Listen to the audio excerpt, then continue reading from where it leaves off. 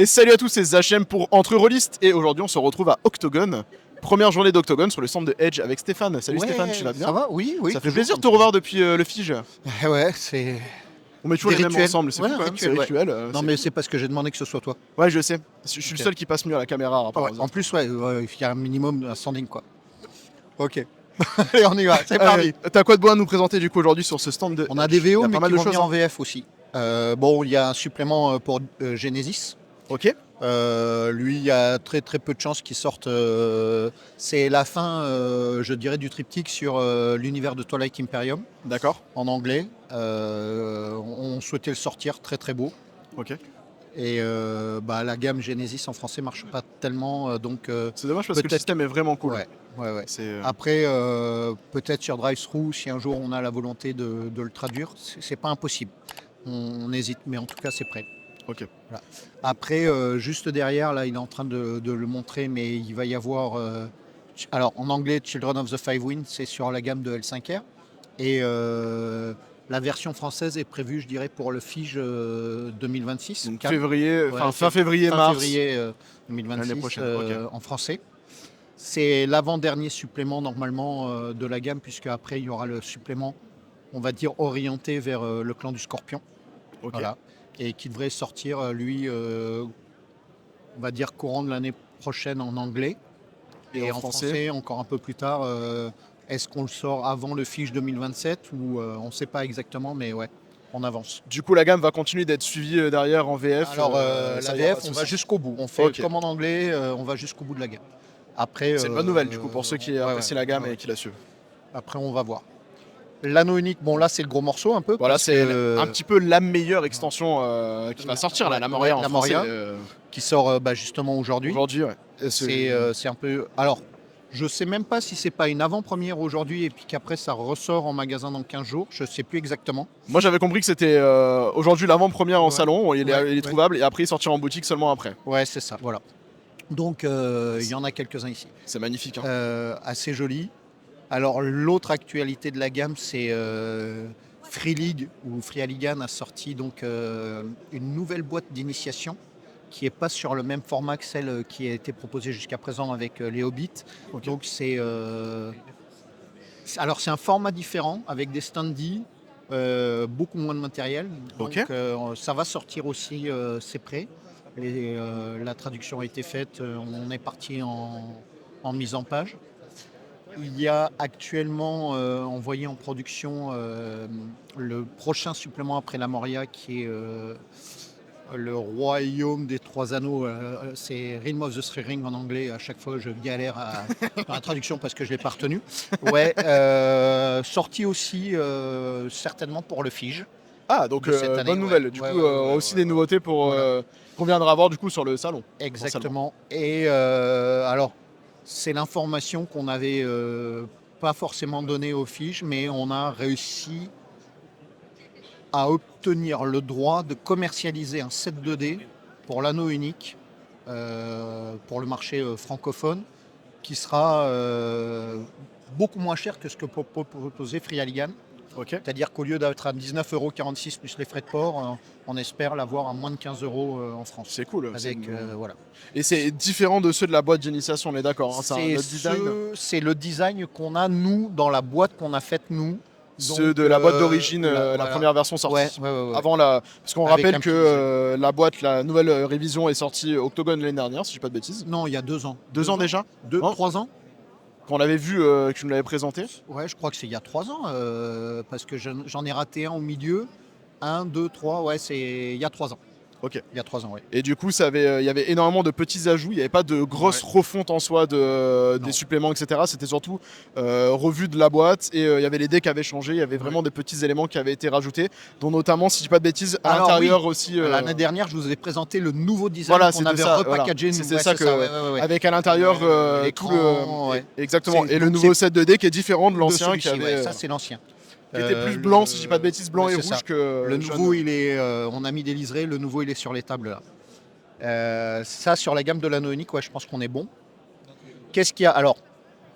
Il y a ma cam là qui arrive, il y a Star Wars. Là, il y a Star Wars, voilà. Alors, on va le laisser faire la transition. La boîte en dur de l'ère de la rébellion. Il Yes. faut savoir que les 2 autres sont aussi en dur maintenant. Ça y est, Confins de c'est l'Empire sorti, et c'est en Force boutique et déjà Destinée. ou ça va arriver en boutique? De mémoire, c'est en boutique. Parce qu'en fiche, tu nous avais teasé que ça allait arriver. C'est sûr, Et, c'est arrivé, c'est mais sûr. Ça devait arriver en boutique, mais il n'y avait pas de date encore. Non, on en parlait avec Croc, c'est sûr, on les a c'est top. réimprimés. Voilà. Bon, les livres de base sont ressortis, les écrans sont ressortis. Il y a surtout les 3 nouveaux suppléments donc, là que vous avez annoncé les dates il y a quelques donc, jours. Ça a été annoncé par Asmodée France, en effet. Donc janvier, février et mars, ou fin février pour le tout dernier. Bon, on relance le tout. Pour ceux qui se posent des questions, pour la suite, on a des ouvrages qui sont en prévision Ok. et des nouveautés et des réimpressions d'ouvrages qui étaient cool. nécessaires et qui étaient difficilement à disposition. Est-ce que tu peux nous teaser sur les réimpressions et il y a quoi comme type de livre? Est-ce que ça va être Alors, surtout des suppléments les de réimpressions, classe c'est des suppléments ou de c'est, campagne. de campagne, parce que De voilà, campagne. j'allais demander est-ce que c'est la campagne, parce que c'est vrai qu'il y en a très peu C'est de la aujourd'hui. campagne. Là d'ailleurs vous en sortez un dans les 3 prochaines nouveautés, ce qui est très Ouais. très bien parce que ça manque cruellement dans la gamme VF.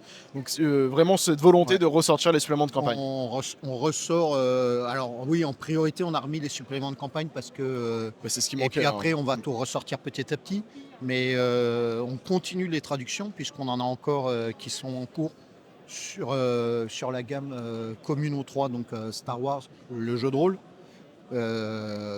dont fait partie ça y est, j'ai perdu le nom. C'est les séparatistes. Ouais, L'ascension des séparatistes, moi celui-là je l'attends avec impatience, hein. C'est mon art préféré de Star War, la Et guerre des clones. on a l'autre qui a été traduit, celui qui fait suite à cet épisode-là. Et après, on continue à traduire. Non, on continue à traduire. C'est top, c'est-à-dire que la gamme elle continue d'avoir Ouais. une belle vie et c'est juste ça va sortir petit à petit, Petit le à temps petit. qu'il y ait les validations. Alors les validations, on a un peu réglé le problème. C'est beaucoup plus rapide du fait de nos rapports, on va dire, je vais pas dire privilégiés, mais à force, ils nous font confiance parce que ça se passe bien. Donc, les validations sont de plus en plus rapides et de plus en plus faciles à faire. Mais il y a quand même quelques lourdeurs dans le process, mais on fait avec. Ok. Voilà. Donc sur les 3 suppléments, on rappelle, Ouais. donc il y en a un qui est dédié à Force et Destinée qui va être plus sur les pouvoirs de la Force, Exact. sur la partie bien orientée Jedi pour donner de nouveaux domaines. On en a un qui va être un supplément d'aventure sur l'ère de la rébellion, si je ne dis pas de bêtises. Exactement. Et le dernier du coup qui est un supplément qui va permettre de jouer dans la période de la guerre des clones, donc la partie séparatiste, l'ascension des séparatistes, qui est un des meilleurs moments de toute façon de Star Wars. C'est là où il y a toutes les batailles. Après ça peut être relié avec 1 milliard de jeux de figurines pour avoir des figurines extraordinaires sur la table. Ah oui, si, aussi. Et ouais, donc c'est... Moi j'ai hâte, celui-là j'ai hâte de l'avoir entre les mains, tu vois, et de le parcourir. Donc ce sera début d'année prochaine pour la gamme Star Wars. Exactement. Alors on va passer sur... là il est en train de nous filmer, mais on va passer sur l'espace vide qui est devant vous, parce qu'il y a beaucoup de personnes qui nous en parlent. Quid de l'appel de Cthulhu? Donc je vais faire taire les rumeurs de suite. Il n'y a pas de volonté de notre part de vendre du horror à Arkham à la place de l'appel de Cthulhu, puisque le directeur de gamme qui est Croc travaille énormément sur tout, y compris l'appel de Cthulhu. On a donc des choses qui sont en cours d'impression.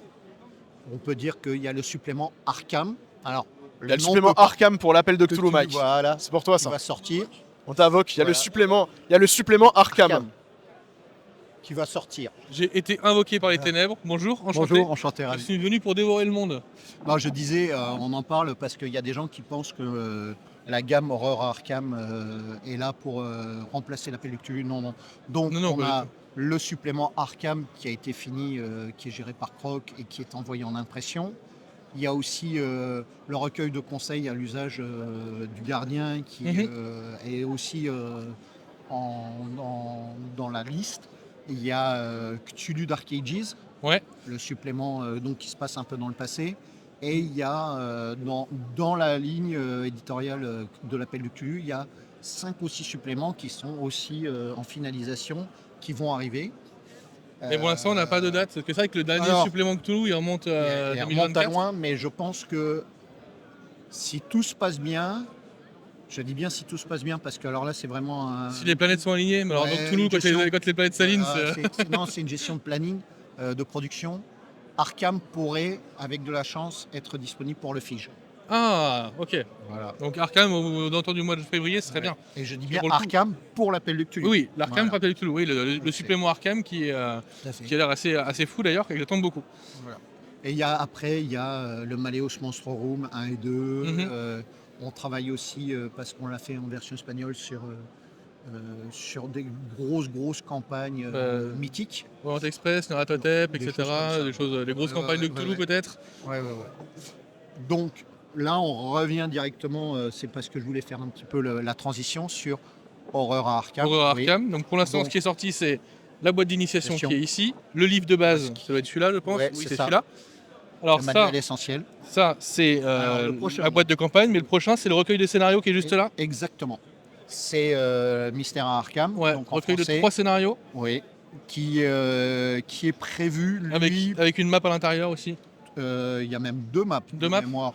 Une devant et une à la fin. Voilà, il a fait tomber la map parce qu'il Ouais, n'écoute ouais. pas.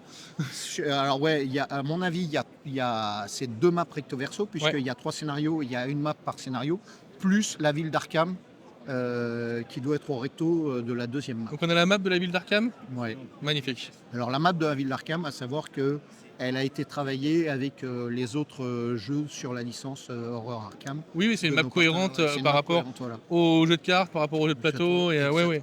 Mais c'est cette cohérence de gamme qui est intéressante, je trouve, dans Horror Arkham. Moi qui joue beaucoup au jeu de cartes, on retrouve nos personnages, on retrouve notre ville d'Arkham avec ses clubs, ses mafias, ses machins. C'est du une coup, ça- volonté de Croc, qui est le directeur éditorial sur la gamme, de rester dans une cohésion de gamme. Ouais, ça marche très bien. Et après, donc, on va essayer de sortir assez rapidement Terra Antarctica. Qui est la grosse boîte que Tigarius a vous filmé juste après là. Ouais. Grosse boîte de campagne. Exactement. Alors, elle est plus épaisse que la boîte d'initiation parce qu'on est sur une grosse campagne. Exactement. Ouais. C'est une préquelle un petit peu en montagne.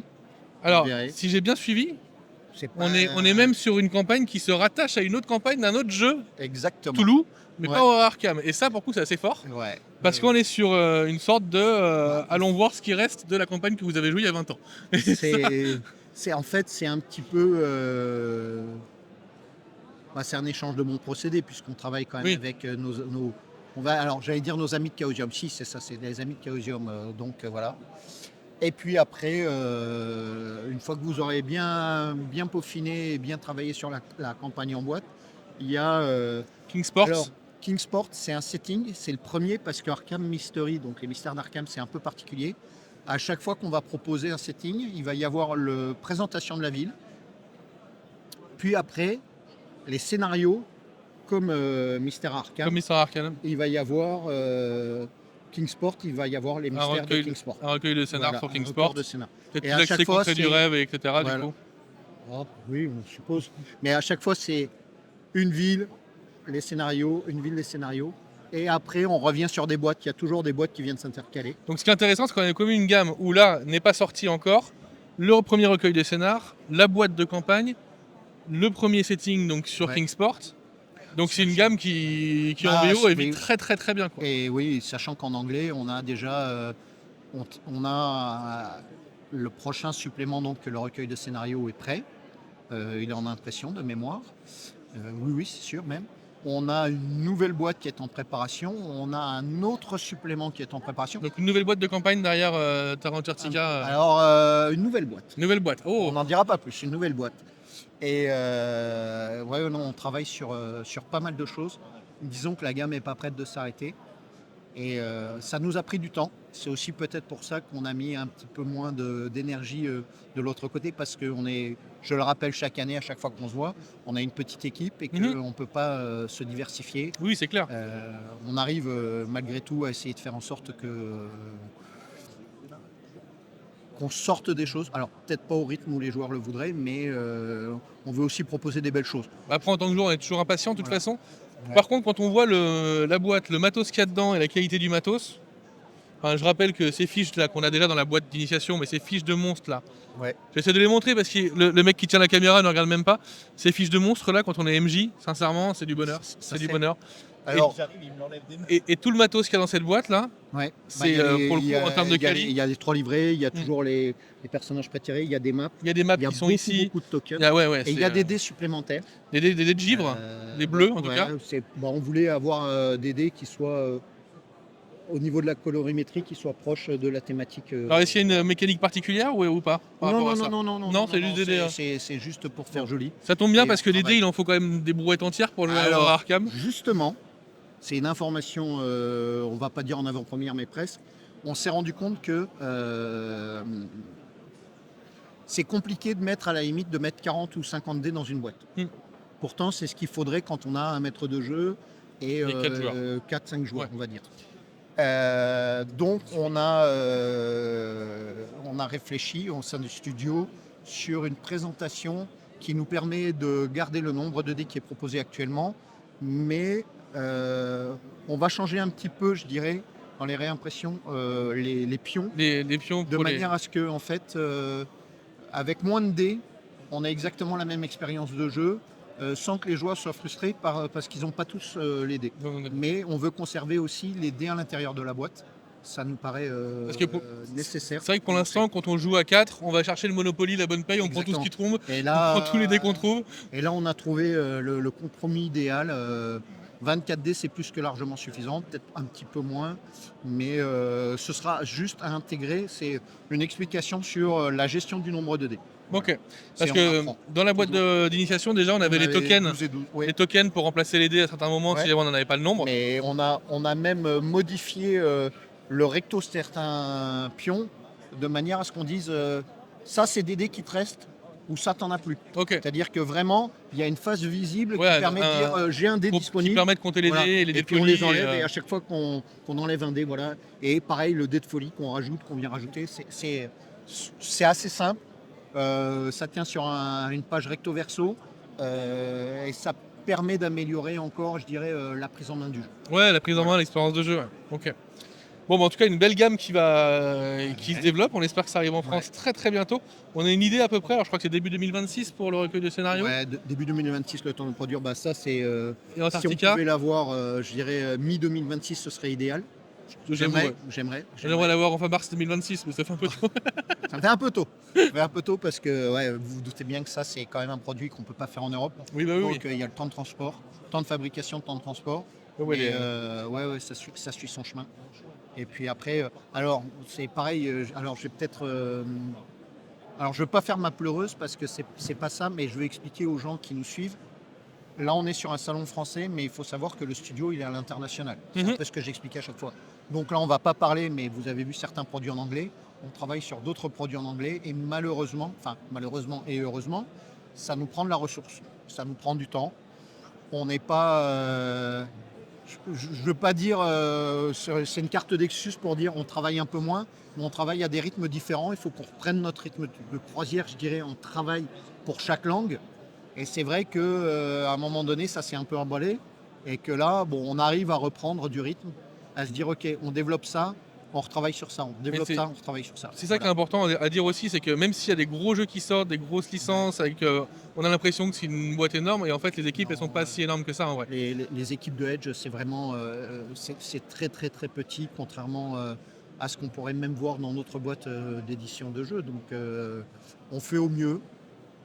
On a conscience de certains retards. C'est clair que pour l'appel de Cthulhu, mais on en est les premiers navrés parce que Croc travaille d'arrache-pied. Vous pourrez lui poser la question quand vous discuterez avec lui.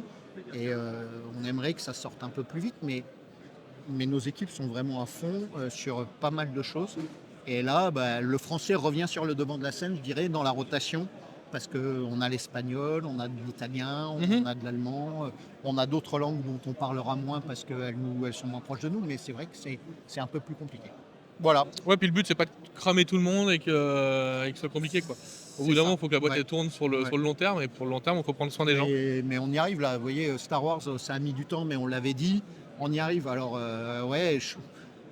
comme je suis je dirais en première ligne, quand c'est pas Michael qui parle ou quand c'est pas Croc, c'est vrai que des fois j'ai tendance à dire ça va arriver parce que c'est la volonté aussi. C'est la volonté, oui. Et puis des fois ça n'arrive pas. On en est les premiers navrés, mais on fait vraiment ce qu'on peut. Et là, sachant que nous ça reste que du jeu et qu'on peut attendre un peu, c'est pas la fin du monde non plus quoi.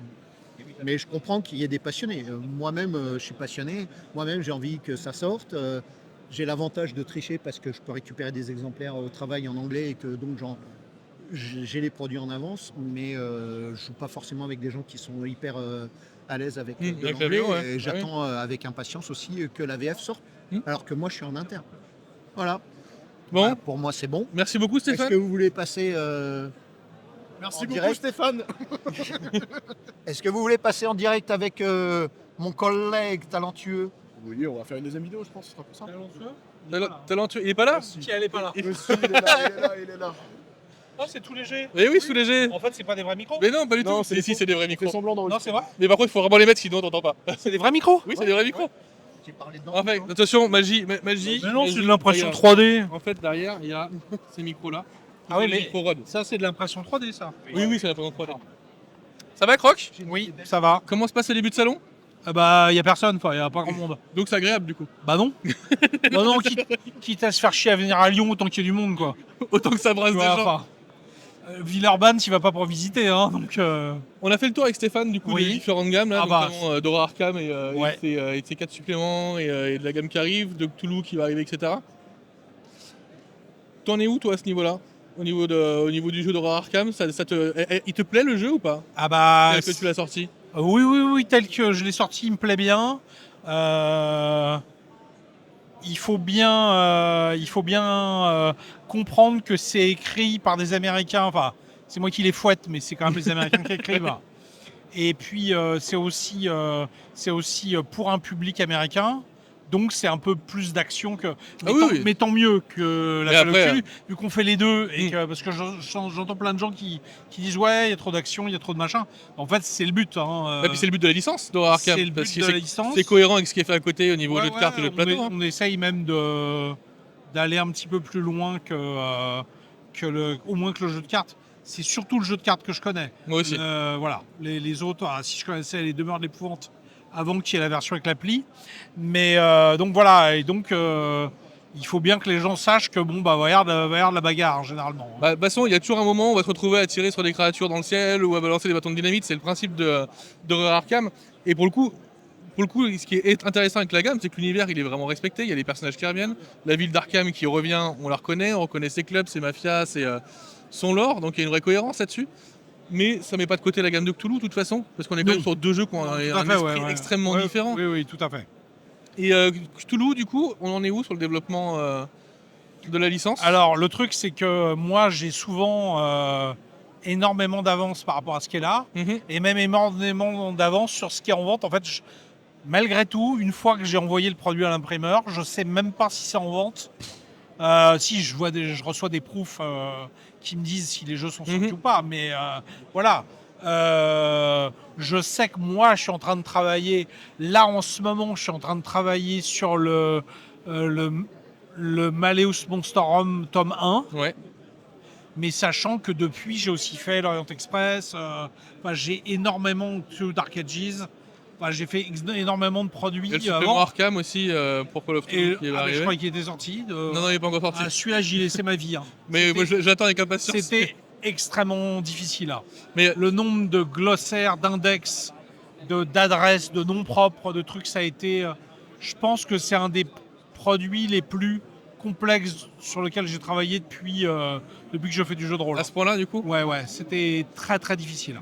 en termes de recherche et en termes de. Non, c'est que la traduction, mais pour retrouver que le nom de famille il est écrit bien de la même façon, à tel endroit, si sur le plan il est bien à tel emplacement, enfin, il y a un nombre de rechecks qui est monstrueux, vraiment.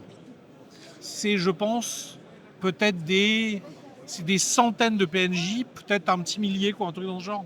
Enfin, l'index, il y a 1000 entrées, enfin... Alors moi, je me suis des trucs de refusé de fou, le feuilleter en VO parce que j'attends la VF avec impatience, du coup. Mais hâte de voir ça. Tu parlais de l'Orient Express, Moi aussi, ouais. traduction d'une campagne mythique quand même, un petit peu. Oui. Remise au goût du tout à jour. fait.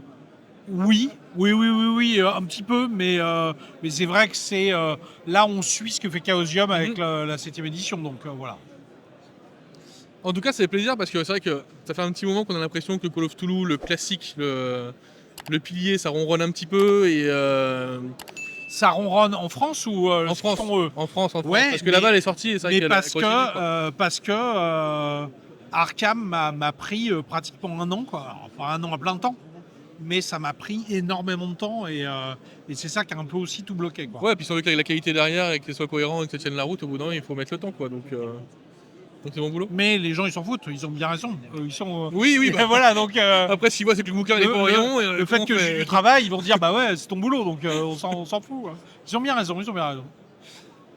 Bon, merci à toi en tout cas. Bah, pas de Merci souci. beaucoup. Et puis je te souhaite un bon salon. Merci. Merci beaucoup. On se retrouve bientôt. Ciao, ciao.